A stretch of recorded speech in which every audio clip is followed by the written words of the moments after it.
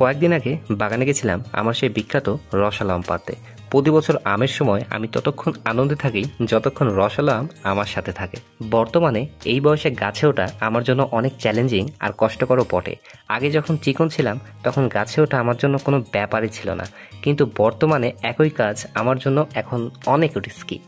গাছের ডাল অনেক চিকন, তাই ঝাঁকি দিয়েই আমগুলো পাড়ছি। গাছেই আম পেকে গেছে, তাই ঝাঁকি দেওয়ার সাথে সাথেই আমগুলো নিচে পড়ে যাচ্ছিল। এবার গাছ থেকে নামার পালা, তাই 1 2 3 বলে দিলাম এক লাফ। অবশেষে আমগুলো কুড়িয়ে নিলাম এবং আমার এক কাছের বড় ভাইকে কয়েকটা গাছ পাকা আম খাইতে দিলাম। ভাই, টেস্ট করেন, কেমন লাগছে দেখেন। সত্যি অসাধারণ, এত রস, সত্যি মুখ ভরে যাচ্ছে। বিশ্বাস না হলে দেখুন কিভাবে পড়ে যাচ্ছে।